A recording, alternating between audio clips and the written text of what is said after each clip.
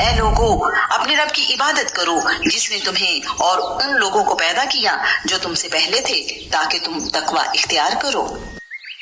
وہ ذات جس نے تمہارے لیے زمین کو فرش اور آسمان کو چھت بنایا اور آسمان سے پانی نازل کیا، پھر اس سے تمہارے رزق کے لیے کئی طرح کے پھل پیدا کیے۔ چنانچہ جب تم یہ جانتے ہو تو اللہ تعالیٰ کا کوئی شریک نہ بناؤ۔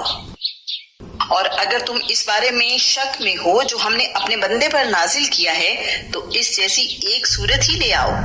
اور اللہ تعالیٰ کے ماں سوا اپنے حمایتیوں کو بھی بلا لاؤ اگر تم سچے ہو۔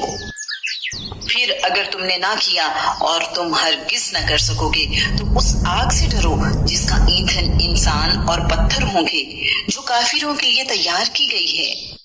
اور ان لوگوں کو خوشخبری دے دو جو ایمان لے آئے اور جنہوں نے نیک عمل کیے کہ یقیناً ان کے لیے ایسے باغات ہیں جن کے نیچے سے نہریں بہتی ہیں۔ جب کبھی ان میں سے کوئی پھل انہیں کھانے کو دیا جائے گا تو وہ کہیں گے یہ وہی پھل ہیں جو اس سے پہلے بھی ہمیں دیے گئے تھے، اور انہیں ایک دوسرے سے ملتا جلتا دیا جائے گا، اور ان کے لیے وہاں پاکیزہ بیویاں ہوں گی اور وہ اس میں ہمیشہ رہنے والے ہیں۔